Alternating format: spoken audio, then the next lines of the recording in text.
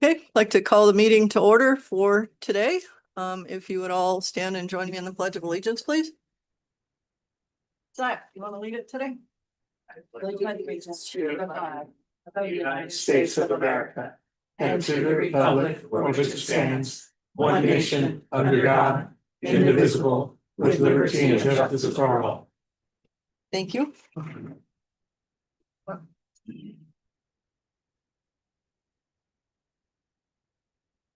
Okay, first thing on our agenda is the consent agenda. Approve the minutes of November 4th, including updates that you received last night or this morning. Approve payroll, approve vouchers, approve and sign monthly earnings and collection statements from the clerk of district court, and the sheriff. Pleasure of the board. Madam Chair, I'd make a motion to approve the consent agenda items, including the minute changes submitted last night, as presented, the rest of it as presented. Second. Thank you for using your mic, Commissioner Mack. I think they heard you and Pal. It's been moved and seconded to approve the consent agenda as listed. Any further discussion on the motion? Hearing none, all those in favor? Aye. Anyone opposed? Motion passes. The next thing is the development standards and regulations update. As we've said, the last month or two, it's moving fairly slowly. The consultant has been working on the standards and uses. Last week, we did have the first meeting of the technical advisory group, went through the basic standards and uses under residential. They will meet again here in a couple weeks to keep moving on through commercial and industrial and those types of other uses. But that meeting went really well and a lot of update. So hopefully Planning and Zoning Commission will also be looking at that first set of uses and standards here second week in December, I guess. Other than that, there isn't too much coming out right now. Any other updates or thoughts from the commissioners? Okay, hearing none. Thank you. Then a little bit early. It is a public comment time frame. And our next thing I think is a public hearing. So we really have a few minutes to talk about things. Is there anyone from the public that would like to bring up anything to talk to the commissioners?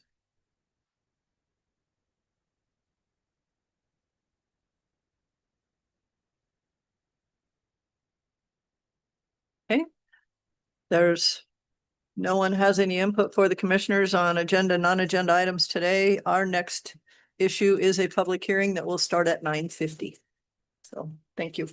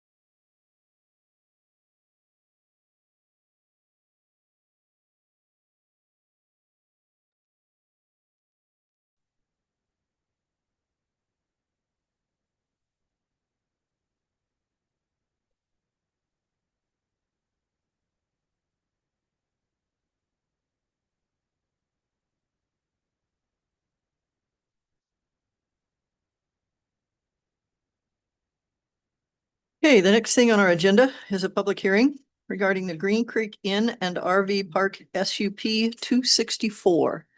So with that, I would have Kim Delavan, Erica, from Planning Zoning. Thank Listen. Thank you, Madam Chair. So we did receive the application for this project in April this year. It came from Riley Olson of Morrison and Merrily, and it was on behalf of the property owner, which is Mountain Lodging LLC. With that application came application supplemental information, basically talking about the project, a drainage report, a design report, and construction plans, and all these were shared with you.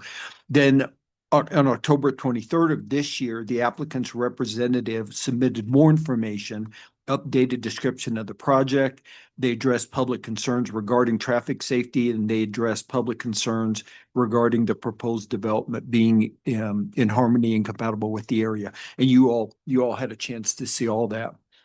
So the applicant requests approval of a special use permit with site plan review. It'll be for a campground that will consist of 26 RV sites with full water, sewer, and electricity.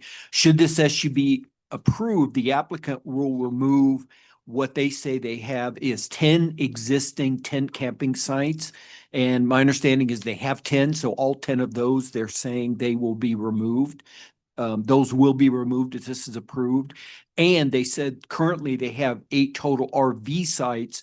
And should this SUP be approved, they'll remove 5 of those. However, the applicant has not demonstrated graphically or in writing exactly where those campsites that are to be removed are located, at least at 10 sites. The RV sites are running north to south towards the west end of the developed part of the property that's currently developed. So the regulations we're following are our 2015 DSR regulations. This use is classified as a recreational use, a campground. More specifically, it's an RV park. The property is 8.8 acres. It's described as lot 103, which is in the amended plat of Green Creek subdivision. And originally it was lot 3 and 4. Those were put together in an amended plat several years ago. The western part of the property, where most of this new project is located, is in a GR5 zoning district in the North Fork planning area. And the eastern portion of the property is recognized as an LUC 101 with a commercial designation. You might have saw in our staff report that Joy has done some research, and there's been a number of permits that have indicated that eastern portion is in an LUC. We weren't able to exactly confirm that, but even if it's not in an LUC, it would be in a GR5.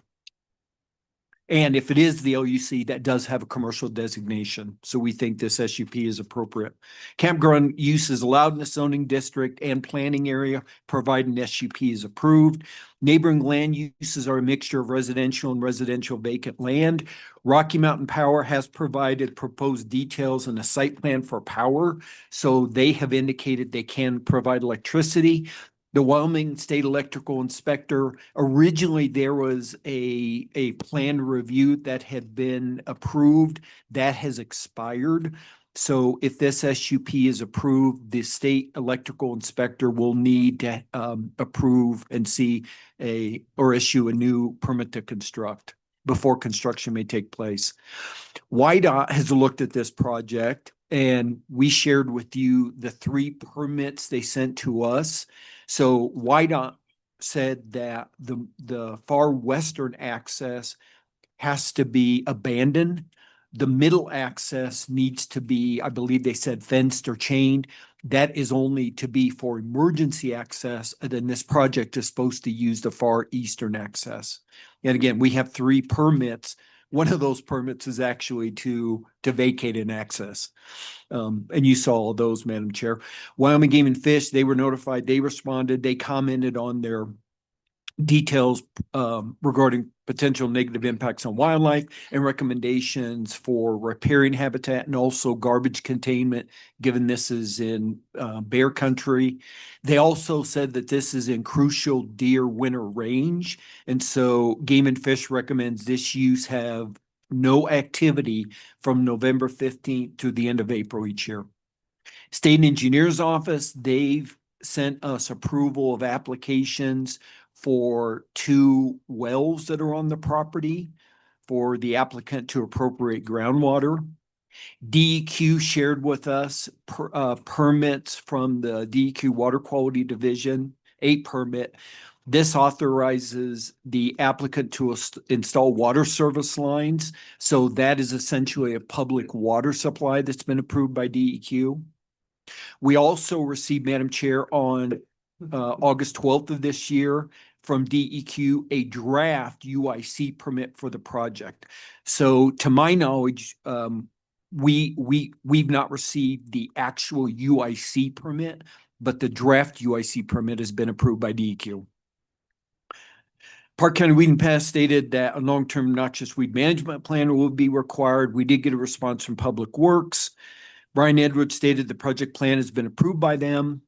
And at the time, Mr. Edwards had requested clarity regarding how traffic will flow. And the applicant sent us basically a new traffic flow map. I believe you saw that, and Mr. Edwards saw that as well. Mr. Edwards confirmed that access is from State Highway 14, 16, 20. And then Public Works did approve the construction and drainage plan and the traffic flow plans. Park County Treasurer stated property taxes are fully paid. Madam Chair, we have received 16 before this weekend, 16 written public comments. They were all in opposition to the project, and a summary of their concerns were traffic and safety concerns, environmental and rural character impacts, a precedent and zoning integrity, emergency and public service burdens, septic impacts, light and noise impacts, trespass concerns, and lack of need. And we did get an email just this weekend from I believe it's the Coons is how you pronounce their last name. They wrote that they're in strong opposition to this project. They commented that over 20 residents have previously provided public comments. So that's in addition to those 16 emails. We had people in the P&Z public meetings who expressed concern about this project. So the Coons said that approval of this SUP would create a substantial adverse impact on all neighboring families and property owners. Their concerns were safety concerns, automobile accidents on the highway. Another concern they had was the transient nature of this. With 26 additional RV sites, there would be a lot of out of area unknown visitors. They mentioned quality of life.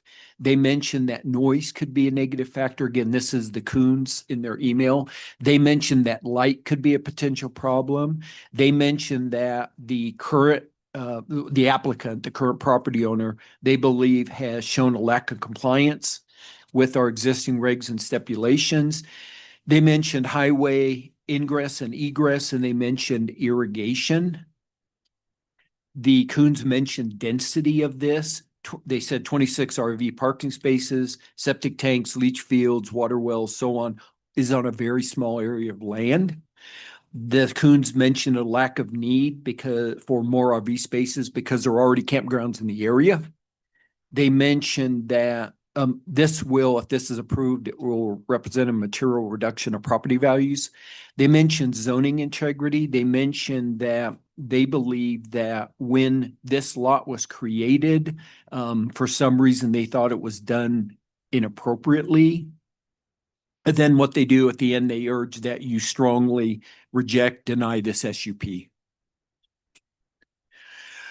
On September 10th of this year, in a public hearing, Planning and Zoning heard several members of the public speak in opposition to the projects, mostly for the same reasons I just mentioned. Planning and Zoning Commission then also held a duly noticed public hearing on September 10th to consider this SUP. They deferred their decision to October 15th. On October 15th, Planning and Zoning concluded the use is not in harmony or compatible with the area, and they recommended denial of the SUP. The applicant has made statements of how compatibility will be achieved. A lot of these I've already mentioned, and I'll try to be brief. They said the sewer system will be fully contained within the site in terms of tank, drain field, things like that. The applicant said the impact on adjacent properties will not change, given that there's already existing in an RV park on the property.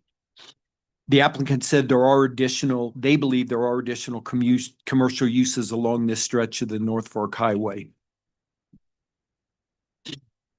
The applicant said any lighting on the existing main building will be down directed, dark sky compliant, and each RV site will utilize a dark sky compliant LD light fixture on the electrical box. The applicant said the drinking water wells will be routinely tested according to EPA public water supply requirements. They said the use is not in an irrigation district and they will use any irrigation for watering any plant material. So the applicant said each RV spot is designed to have a towing vehicle parked on the pad with the RV. The width is 12 feet. They do have overflow parking. Only new signs on the property will be directional. The existing inn is served by Keel Sanitation, and this new project will be served by them as well. Site plan review is required, which we have gone through. That was required. A runoff and erosion control plan is required for the use consistent with our regs because of the size. But I will mention that Public Works has approved the project's drainage plan. Special site plan standards do apply. This property is not going to impact any stream corridors.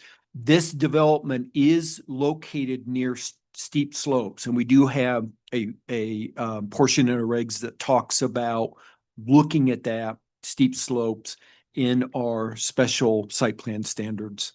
Wildlife habitats, we already talked about that. Game and Fish recommends no human activity, basically during winter months because of crucial deer winter range. And we do have some staff recommendations, Madam Chair. Could I read these? Should you decide to approve this SUP? One is Park County noise lighting and other nuisance regulations shall apply. Two is the applicant shall submit a statement including a graphic to our department identifying where all the existing campsites are located, RV intent, and identify all existing campsites that will be decommissioned prior to commencing the use. Number three is prior to commencing construction, the applicant shall submit current project plans to the State Fire Marshal's Office for electrical plan review and provide evidence of an approved permit to construct to our department. Number four is the applicant shall abandon the west access to the property, lock and gate the middle access for emergency use only, and otherwise comply with Wyoming Department of Wyoming DOT access requirements. Number five, the applicant shall not operate the use or allow construction or maintenance activities on the property from November 15th through April 30th of each year. Number six is the applicant shall post or otherwise provide bear awareness information for customers and otherwise heed the recommendations of Game and Fish regarding garbage disposal, unrestrained pets, etc. Number seven, prior to commencing the use, the applicant shall provide evidence that DEQ is received and approved a relevant notice of completion of construction for both the domestic water and the wastewater system designed to serve this use. The applicant shall comply with all requirements of the State Engineer's Office, Department of Environmental Quality, and EPA regarding the public water supply and wastewater system serving the use. Number nine, prior to commencing any ground disturbance related to construction of the use, the applicant shall submit an approved long-term noxious weed management plan to our department. Number 10, all lighting on the property shall be down directed and shielded to protect dark sky and prevent lighting nuisance issues. Number 11, the applicant shall pave the roads on the property that have been designated for paving and provide evidence to the county engineer of the county engineer's approval of the roads to our department prior to commencing the use. We suggest a quiet time in the campground be from 10 p.m. to 7 a.m. daily.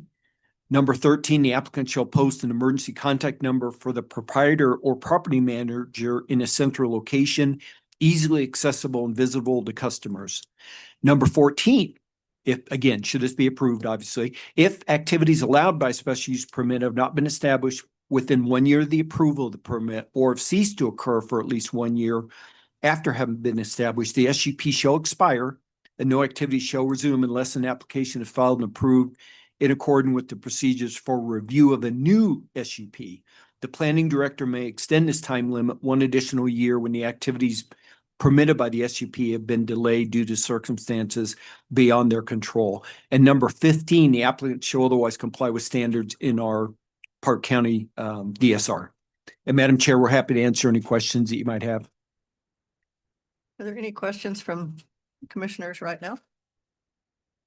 Madam Chair, one on, lots of questions, but Yeah. one in particular, the condition 14, we've changed the language, it seems to, we always allowed commencing and you've changed the wording to, establish.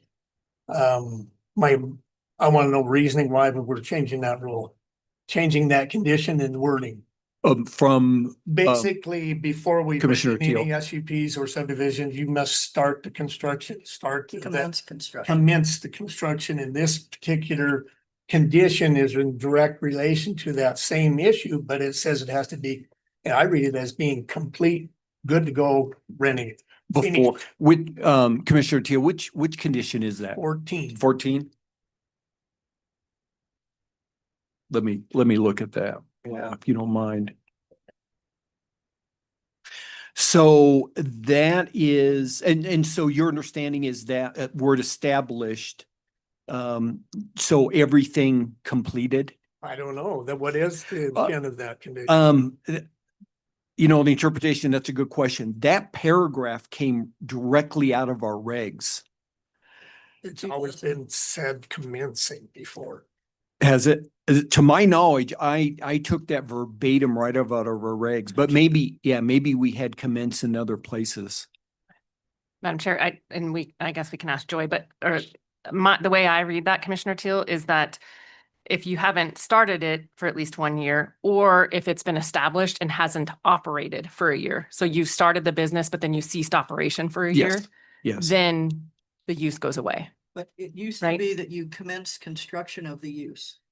This kind of, I can understand the established because that would mean to me that the business is up and running. Yeah, it's There either is a or. real It's difference between. Nowhere in the condition does say start. Right. Is Joyce in here? Yeah, I'm hoping it says it's there. Yeah. And Okay. please remember that sometimes this is different between subdivisions and SUPs. So we take the wording out of the regulation. Okay. And these are the 2015. Yeah, and established.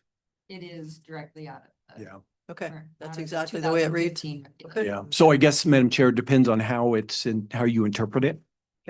Madam Chair, we can move forward. I have, like I said, I have a lot of questions. One of my main concerns is the shutdown and the amount of time. I mean, for instance, if we were to approve this, they can't, the timing, their YDOT permits expire May 20th.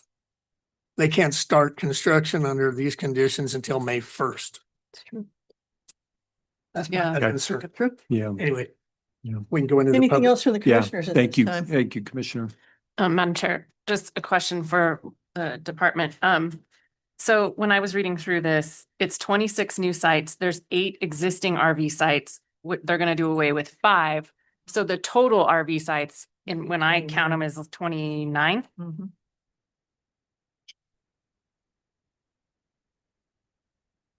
So they have. Let me They get. do let show me- 8 on the map. Let me find that real quick. Yeah, and this came right from the applicant. So yeah, so they currently, my understanding is they have 10 tent sites. They're getting rid of those. My understanding is currently they have 8 RV sites and they will remove 5, which means 3. So they'll have a total, if this is approved, of 29 total Okay. on the property. Okay, and then just a follow-up question if I can. And I asked, but I just for the record wanted to ask, it's on an 8.8 acre parcel. Correct. My understanding is that the east side of it is about 5 acres and the remaining west side of it is about 3 acres. Usable. That's my understanding in that area. Okay, so the 26 would be on 3 acres Approximately, Approximately. yes. or 2.5 to 3. Or 2.5, exactly, yes. Okay, with that, I would ask if there is public comment. This is a public hearing, so I would ask that anyone that would like to comment on this application to please come forward to the microphones and state your name and give us your comments. I can sit here.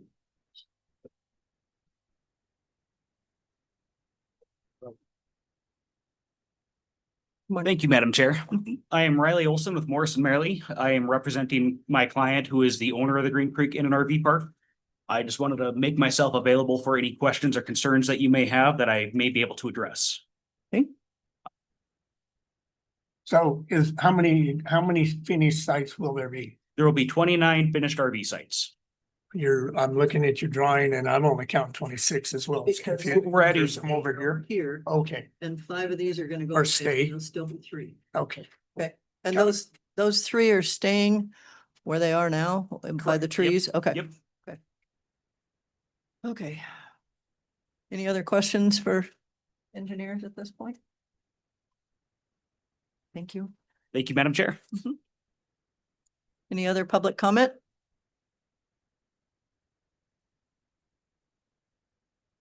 And for the 3rd time, any other public comment on this SUP request? Madam Chair, move to close the public hearing. Second. Been moved and seconded to close the public hearing.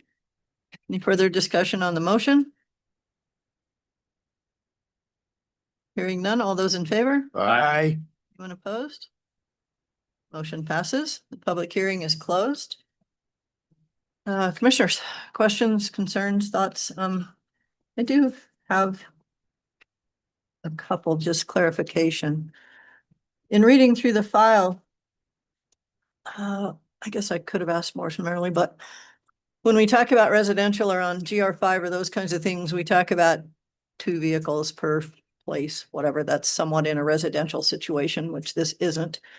This application talks about the tow vehicle fitting on the site with the trailer. My thoughts come to what we've seen in other areas of side-by-sides, second vehicles, visitors, that kind of thing. I know that some of our things require overflow parking. And what kind of numbers we're looking at for overflow parking when you have 29 RV sites that it sounds like can only hold the single vehicle pulling the trailers. So how many other overflow would we be looking at? Do you know?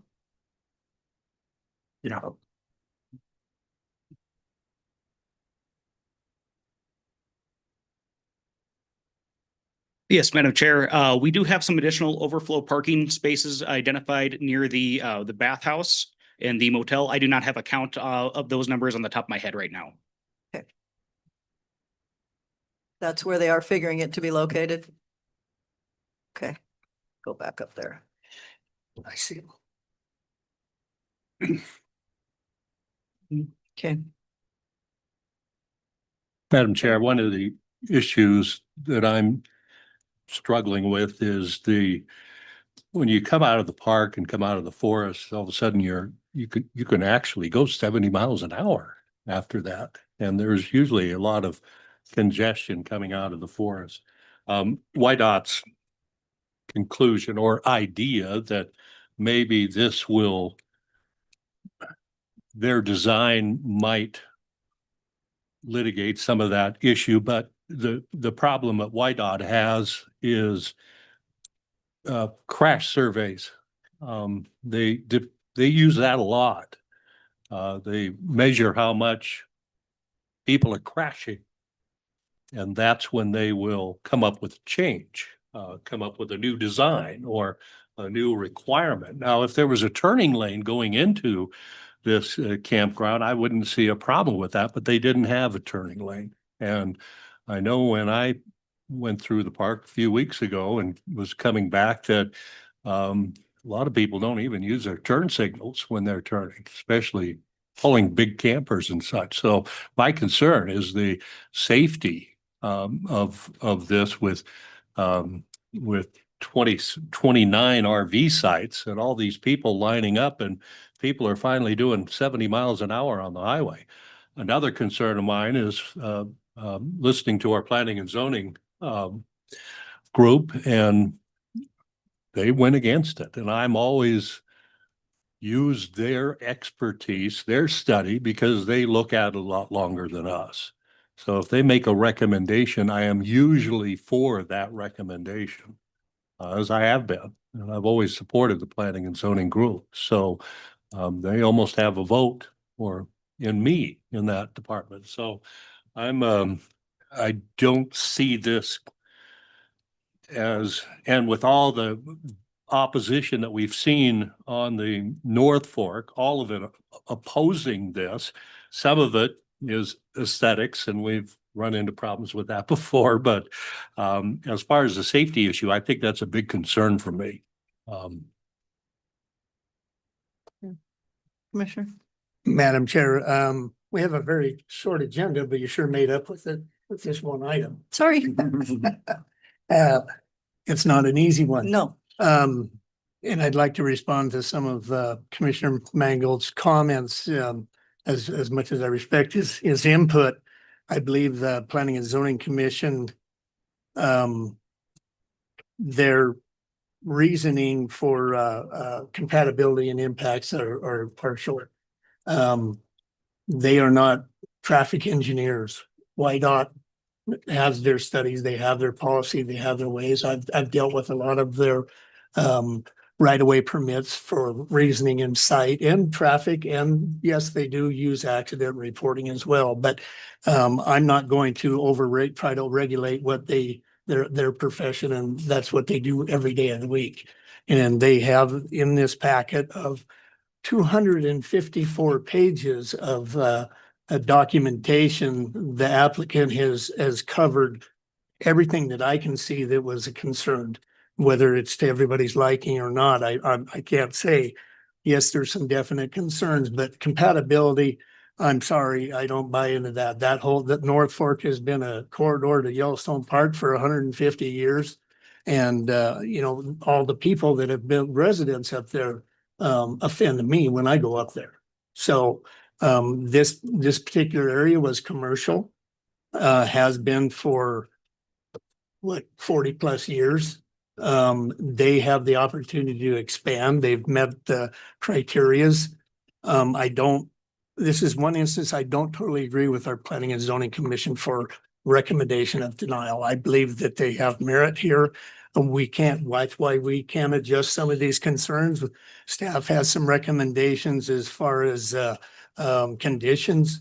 If we're going to consider this, I would like to address some of those conditions. I want to hear more of the input. If four of this commission is just absolutely going to put a big no on this, then I'm not going to go into changing conditions. But I believe there's some conditions here that need to be addressed if this moves forward. Okay.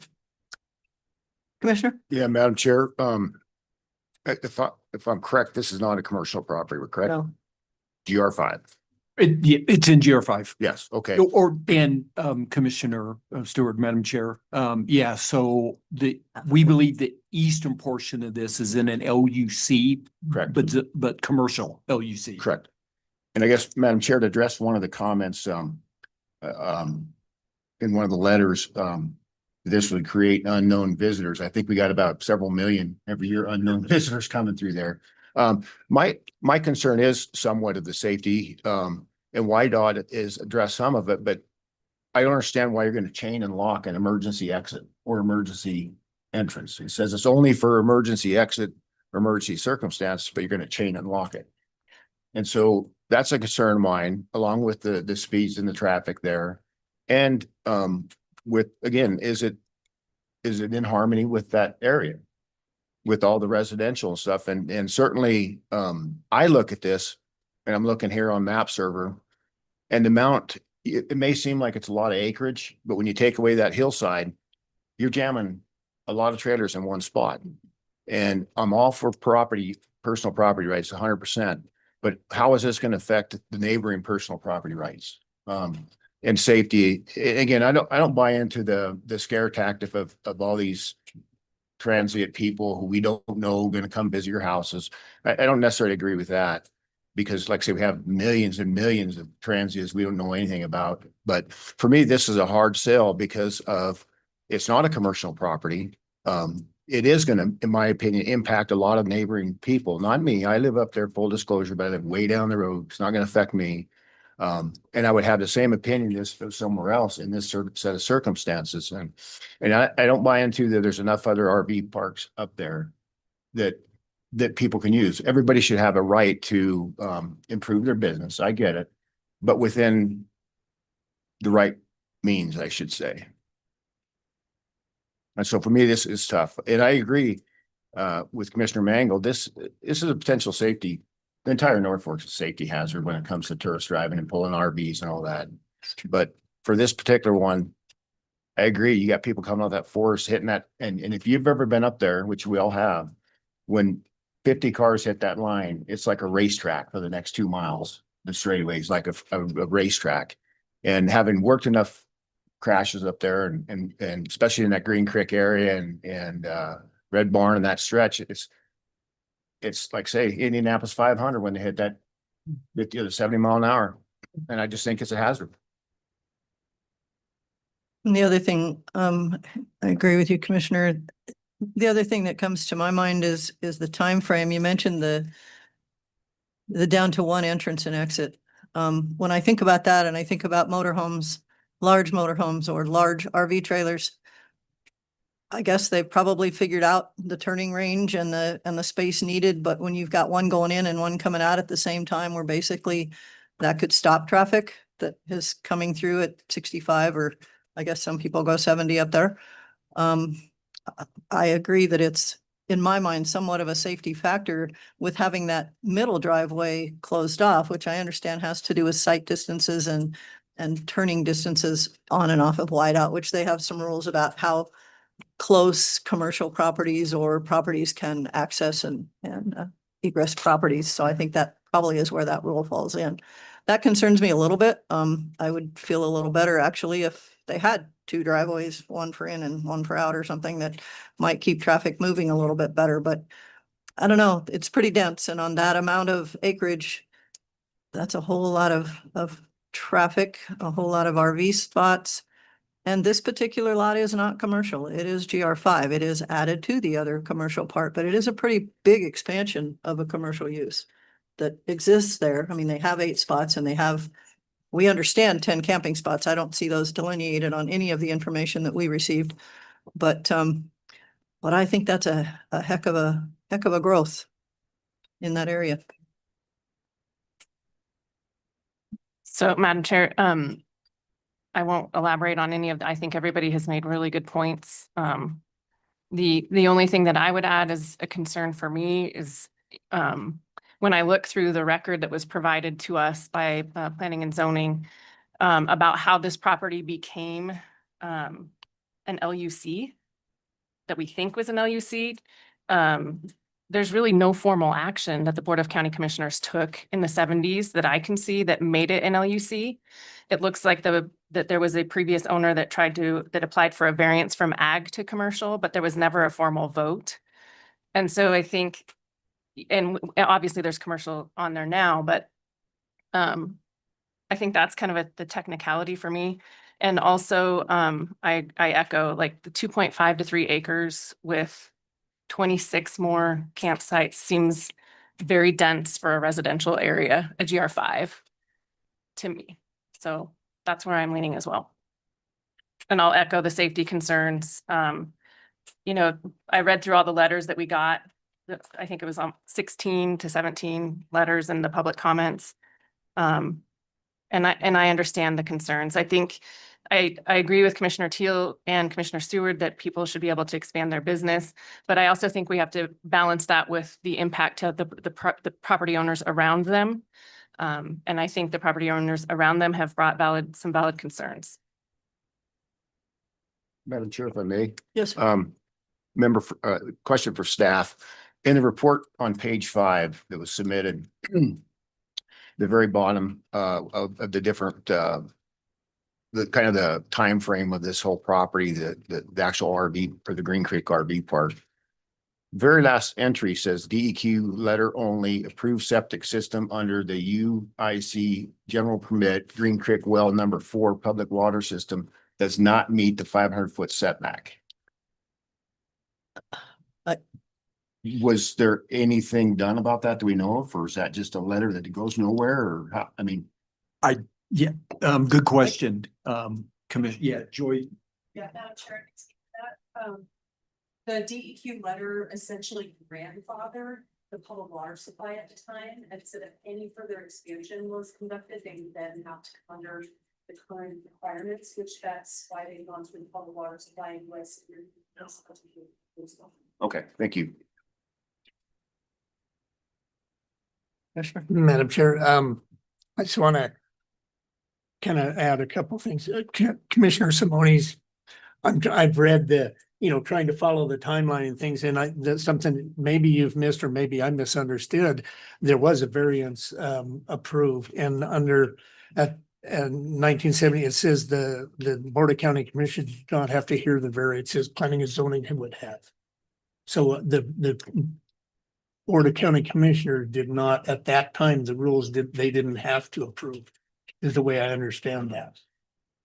Commissioner Till, yeah, I do see that, but I think that was because there was a freeze at that time. That's why the Board of County Commissioners didn't have to hear it. So my point is that if there wasn't a freeze in that time, then the Board of County Commissioners would have had to have taken formal action.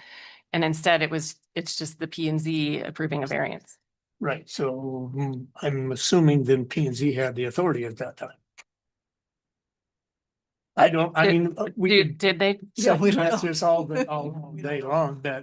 but they were then later obviously permitted for the cabins you get into 96, there was it been missed several times since 1978 if that happened. Right.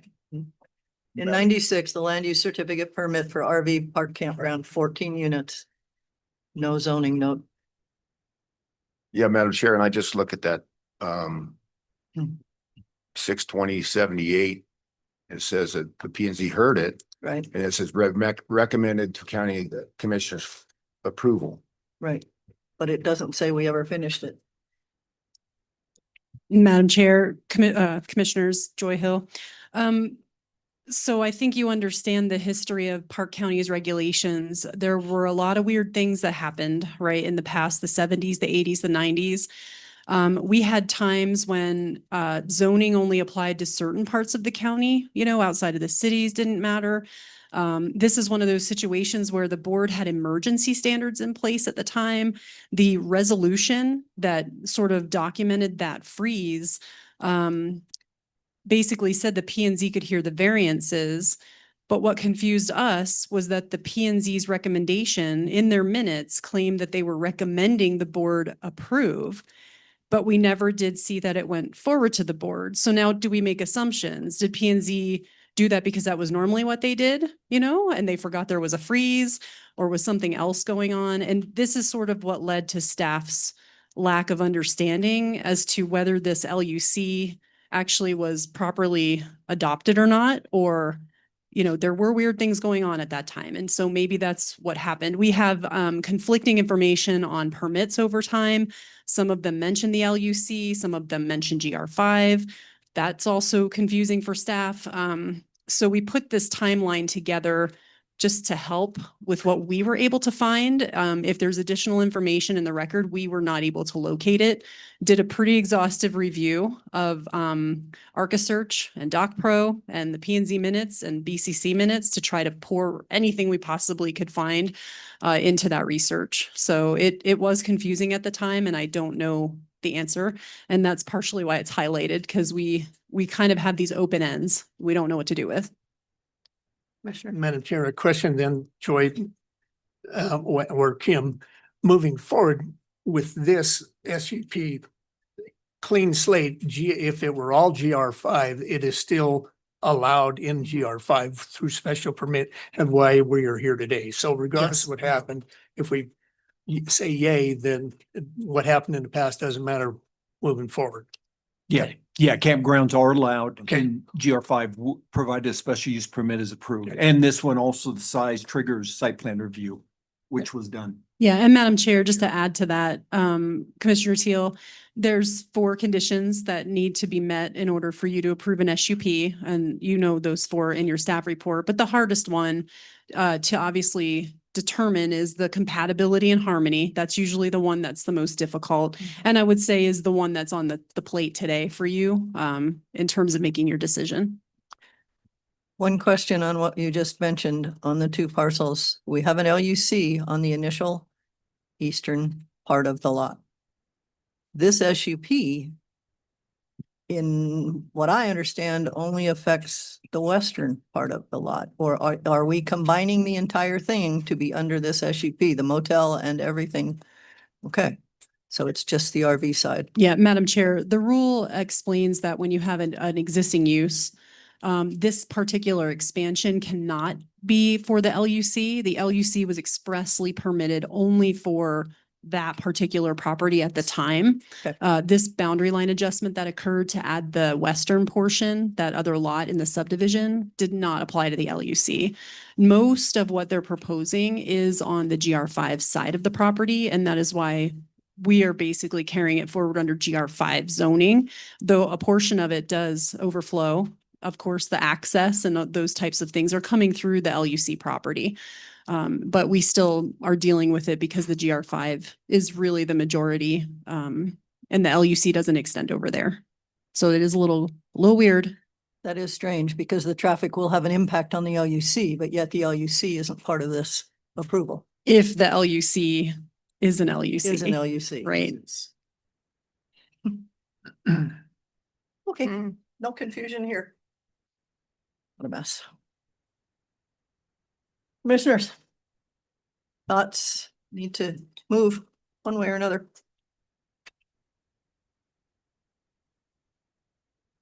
Madam Chair, Commissioner, I would make a motion to deny special use permit 264, the Green Creek Inn and RV Park.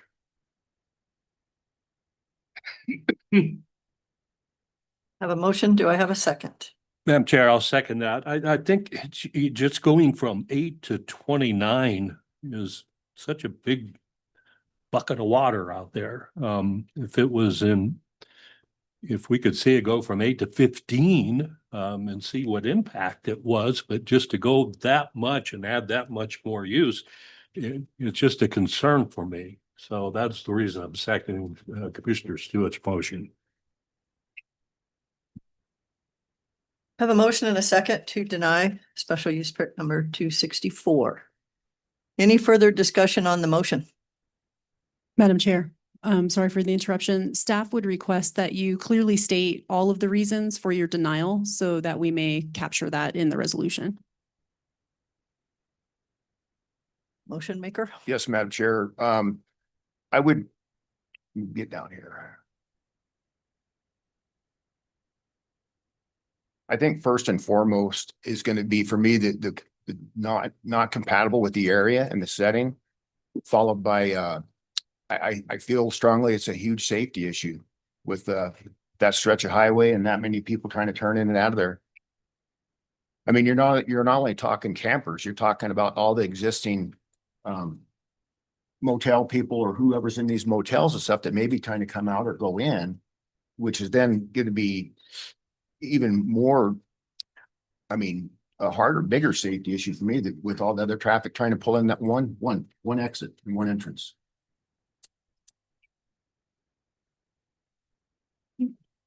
Madam Chair, again, clarity.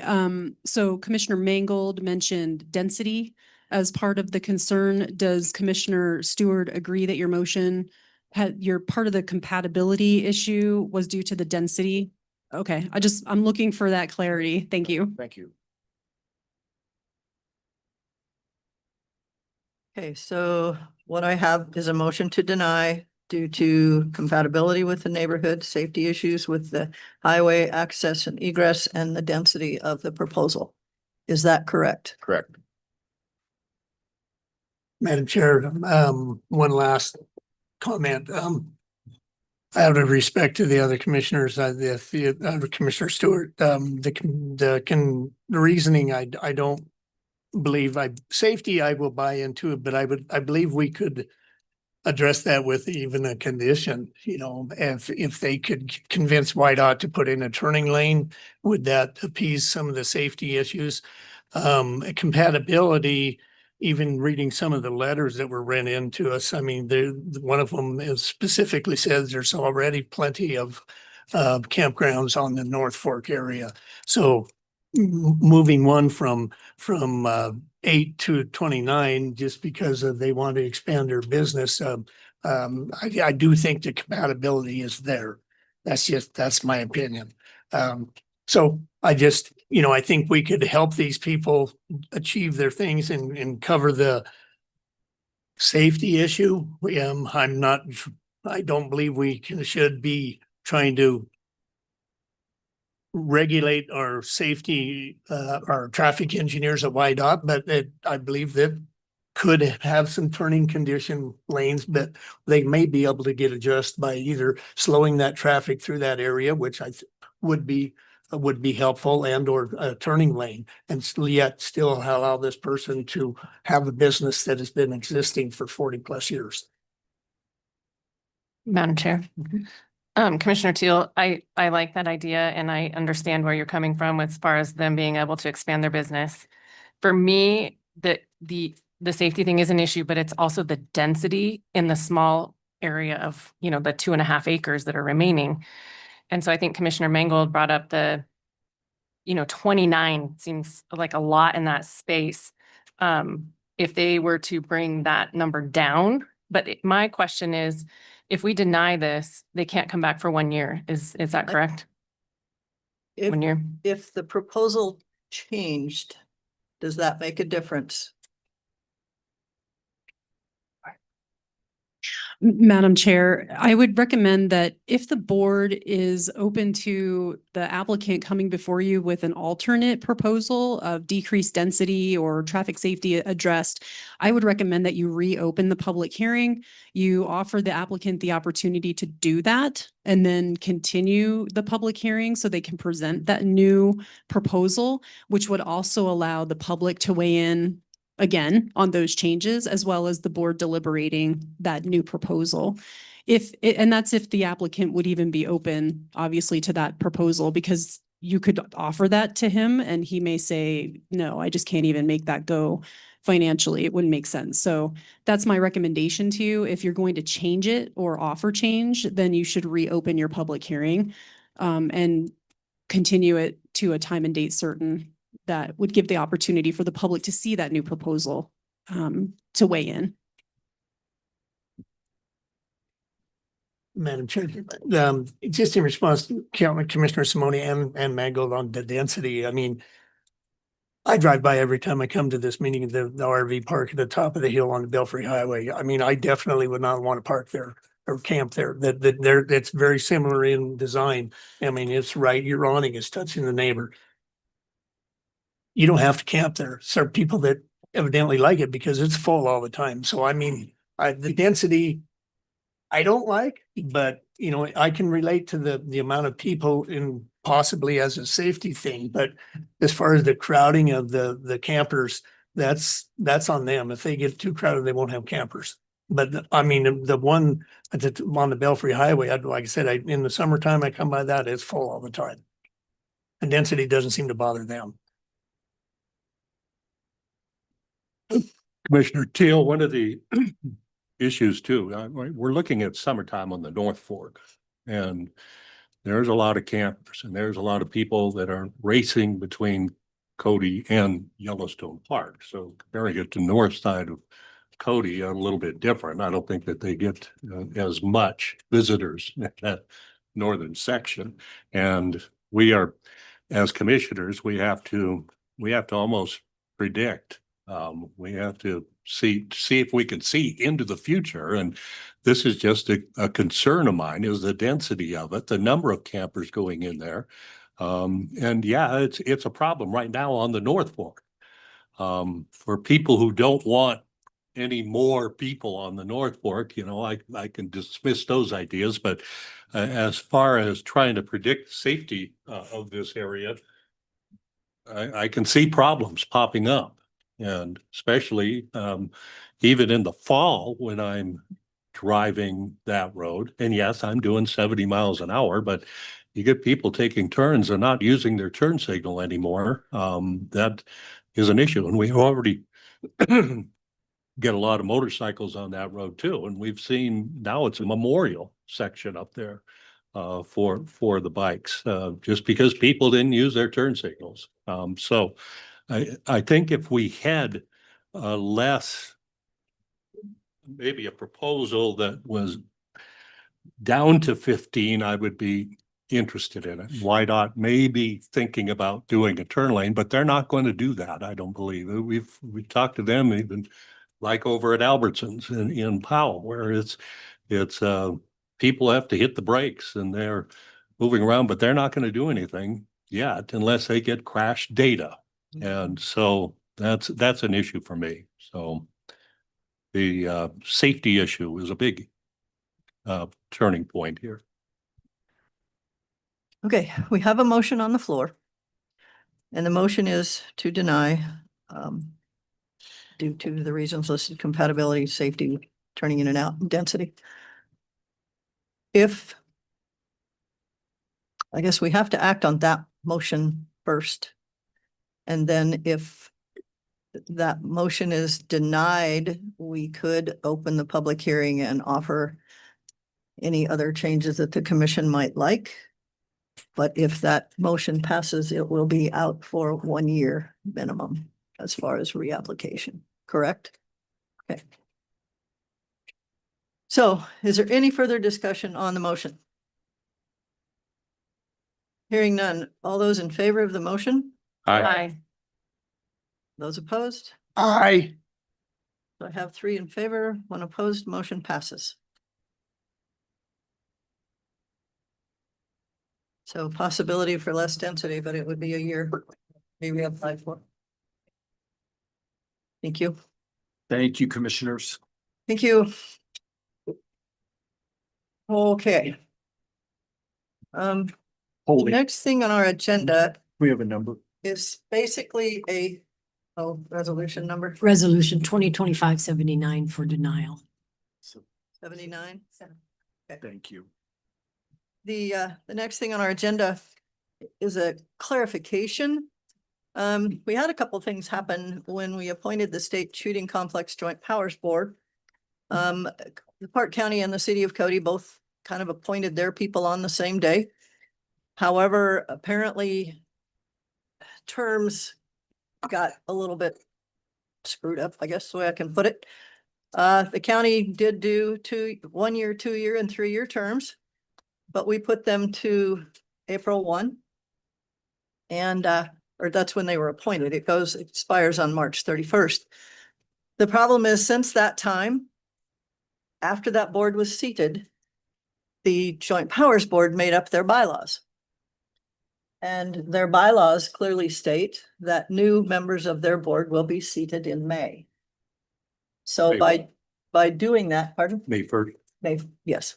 Well, they say the second or third Thursday in May, but we decided we're not going to play that game with the dates because they're 2 and 3 years out. So we're just going to give it a May 1 seat.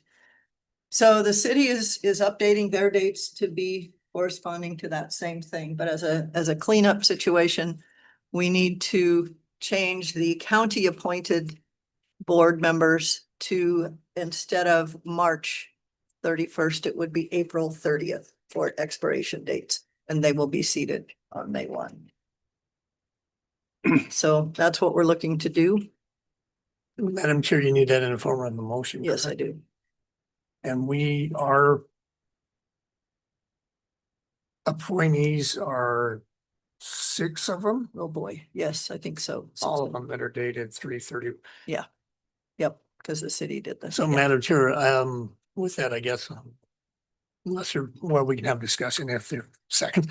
I move to adjust our State Shooting Complex Joint Powers Board term expiration to 4/30 as opposed to 3/31 and corresponding with the year dates as listed. Second. Correct. Thank you.